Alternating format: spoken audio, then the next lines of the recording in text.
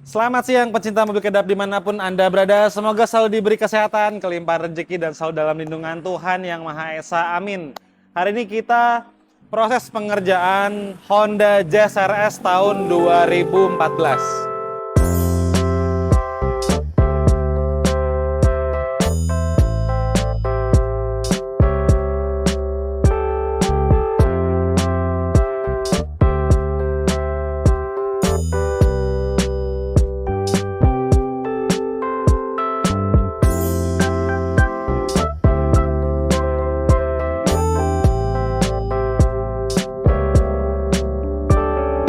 Oke, nggak usah kebanyakan basa-basi. Ini kita kerjakan dalam waktu 2 hari. Memang sengaja kita bagi. Hari pertama kita bikin cetakan dan mal-malan untuk box dan pilar.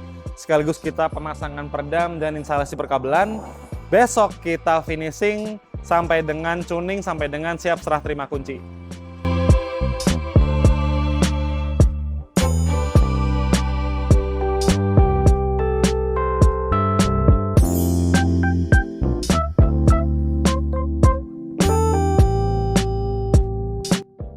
Di video kali ini pengerjaan kita bukan peredam full kabin, tapi kita mau bangun audionya. Jadi tahap pertama kita kasih dulu peredam di bagian 4 pintu.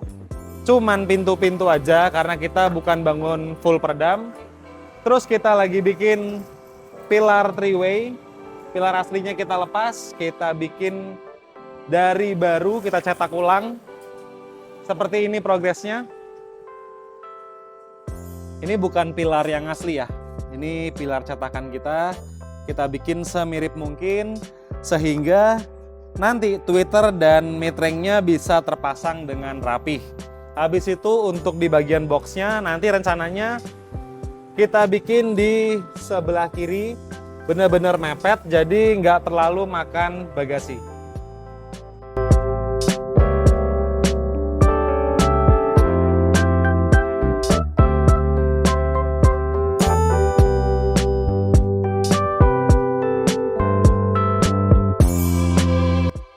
Contoh rangkanya seperti ini, jadi kita bikin dulu dari MDF, kita bikin dengan model lurus.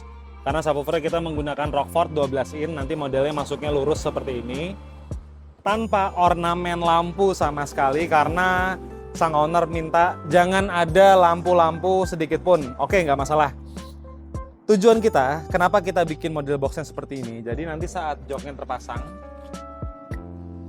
di sini, kalau kita bikin sudutnya miring ke sana, dia akan makan space bagasi cukup banyak. Dengan kita bikin lurus seperti ini, volume box tetap dapat, tapi space bagasi tetap aman. Dan untuk pengambilan ban serep, nanti boxnya ini sama sekali nggak ada di bor ke bagian bodi. Jadi plastik decknya tetap benar-benar aman, benar-benar utuh. Tinggal joknya direbahin, boxnya digeser ke depan, ban serepnya tetap bisa diambil.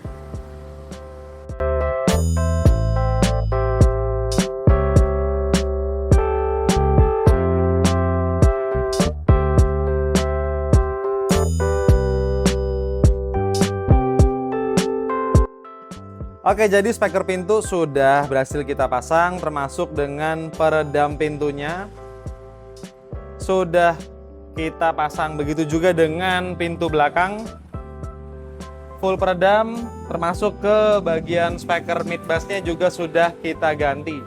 Jadi speaker belakang kita menggunakan Bewit dan speaker depannya kita menggunakan ARC Audio. Oke, ini kita lanjut lagi, kita sambung ke besok. Sekaligus kita juga finishing. Dan saya mau jelasin, perkabelan tadi PNP juga sudah kita tarik, head unit juga sudah kita ganti dengan Pioneer. Pilar custom lagi proses kita jahit, perkabelan juga sudah selesai, tinggal besok pilar jadi, kita pasang-pasang, kita solder ke mitreng dan tweeternya. Posisi prosesor kita taruh di bawah bangku driver, dan posisi powernya ada di bagian bawah depan jok kiri. Powernya kita menggunakan vintage 4 channel dan prosesor kita menggunakan LM. Oke, sampai ketemu besok pagi.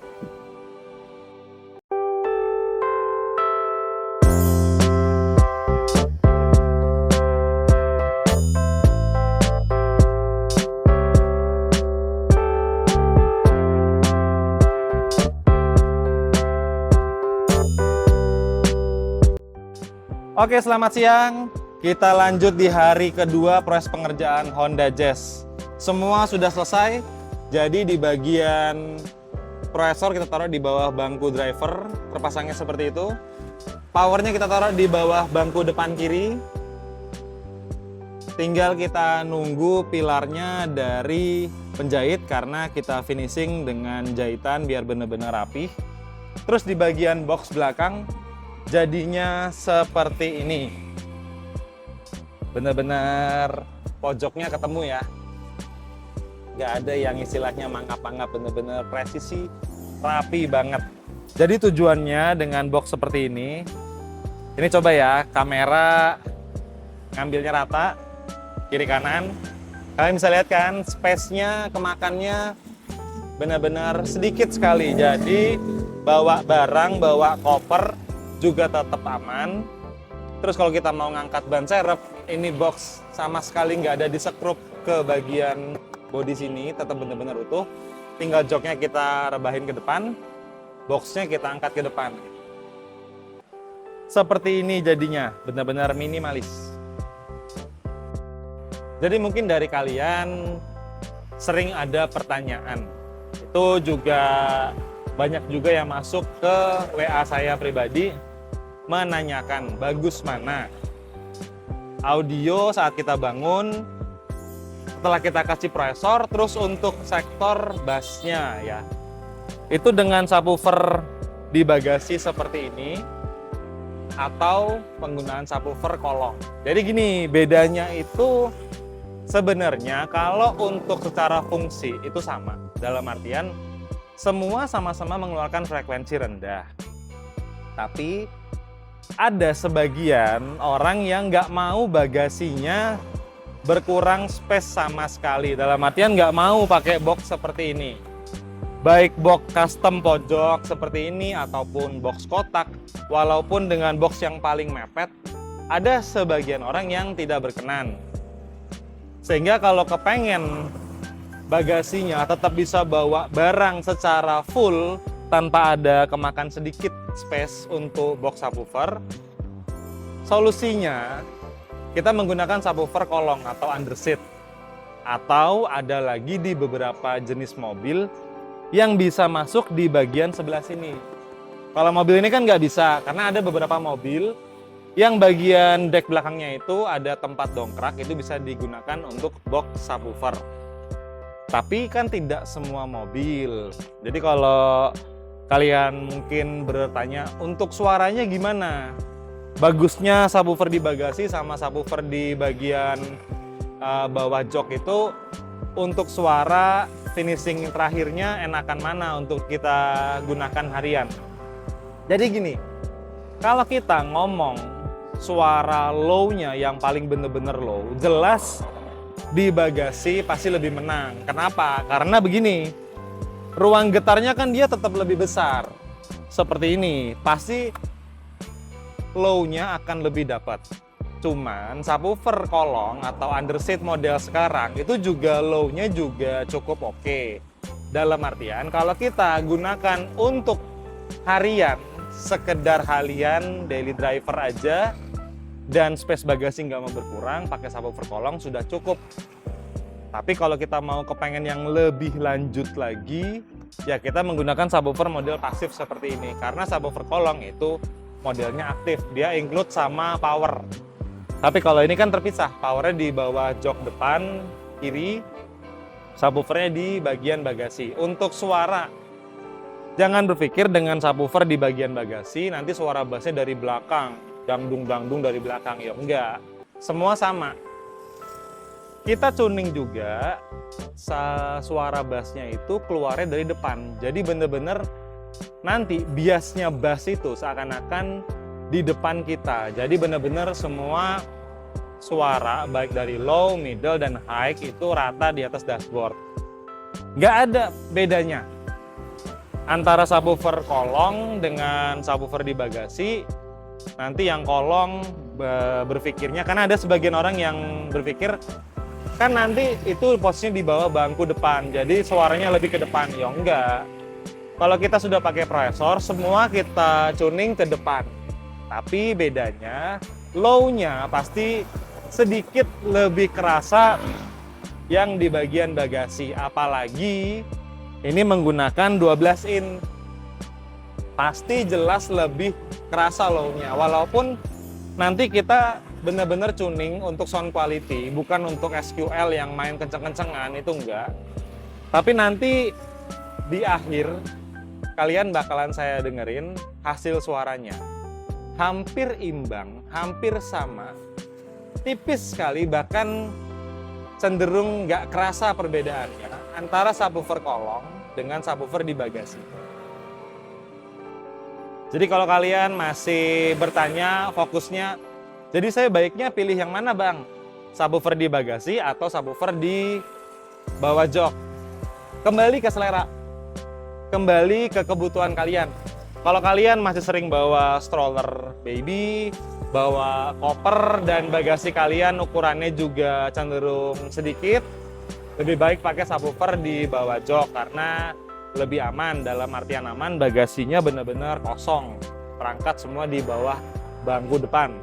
Tapi kalau space bagasinya masih cukup lapang, seperti Honda Jazz ini kan cukup lapang, ini bawa stroller bayi juga aman, bawa koper juga aman. Jadi kembali lagi ke fungsinya, kalian butuhnya seperti apa dan kondisi bagasi mobilnya. Dan jadinya pilarnya seperti ini, bener-bener rapi banget ya. Ini bukan pilar asli loh, ini pilar buatan kita. Pilar aslinya ada di bagian bagasi sebelah kanan. Jadi di bagian garis kacanya benar-benar lurus, ujung-ujung ketemu, lakukan juga benar-benar presisi. Lakukan di bagian dashboard juga benar-benar semuanya presisi. Terus kita langsung ke bagian bagasi.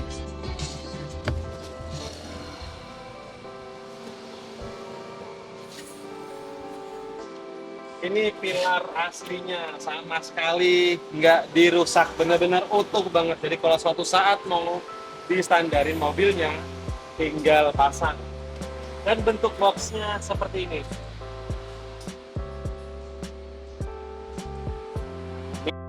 Model boxnya benar-benar minimalis, suaranya ini audio sudah nyala.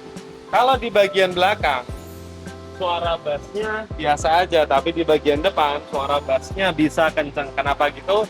Karena semua kita tuning benar-benar fokus di bagian depan. Oke, sekarang kita masuk ke sesi cek sound. Gimana hasil suara di Honda Jazz ini? Ayo dengerin bareng-bareng.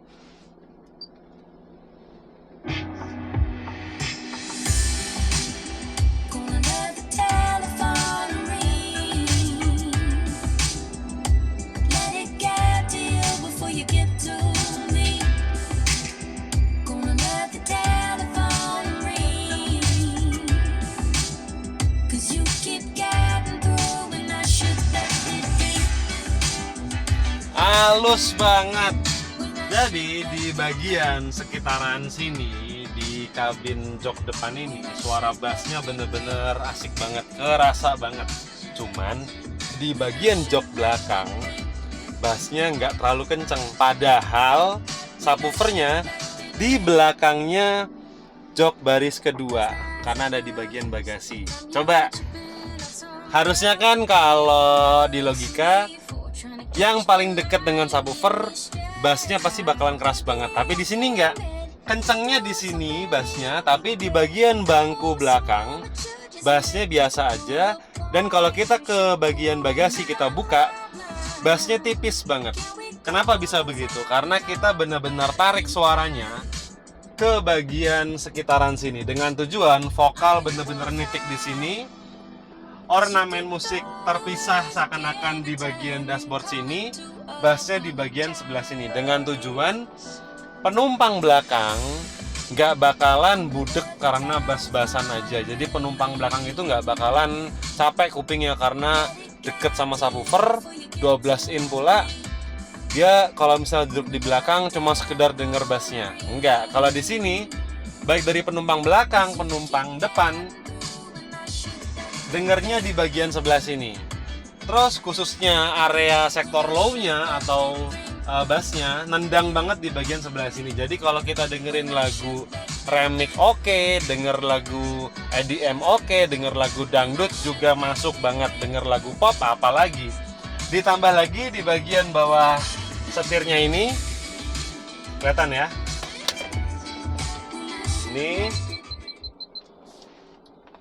ada pengatur controller bassnya, jadi bisa dibikin pelan, bisa dibikin kenceng, mengikuti selera, mengikuti mood. Jadi kalau misalnya lagi kepengen bassnya nggak ada, tinggal diputar aja, bassnya bisa bener-bener hilang. Kalau lagi kepengen kita main kenceng, tinggal diputar lagi aja, bassnya bisa bener-bener kenceng banget. Untuk total biaya, mulai dari 0 standar bawaan pabrik sampai jadi seperti ini, mulai dari head unit Pioneer seri Z, terus 3-way, terus prosesor, power, sama subwoofer, komplit dengan custom-customnya juga. Pokoknya terima jadilah gitu, sekaligus peredam juga. Semuanya habisnya di angka 17.750.000 rupiah. Pengerjaan nggak bisa satu hari karena kita mesti bikin pilarnya dan bikin box belakangnya. Speleng paling panjang atau jarak paling panjang, pengerjaan maksimal di 3 hari. Tapi mobil ini kita kerjakan, kita finishing dalam waktu 2 hari aja. Silakan bagi kalian yang lagi nabung-nabung, kepengen pasang peredam full ataupun upgrade audio, mudah-mudahan segera terkumpul biar kendaraannya jadi semakin istimewa. Saya Lutfi, mohon maaf kalau ada salah kata. Kalian jangan lupa like, komen, dan subscribe. Oh iya, kita ada channel baru namanya Starsen Bolang. Kalau kalian penasaran apa itu Starsen Bolang, kalian bisa langsung kunjungi channel YouTube-nya Starsen Bolang. Jangan lupa like, komen, dan subscribe. Oke, salam mobil kedap audio Mak News.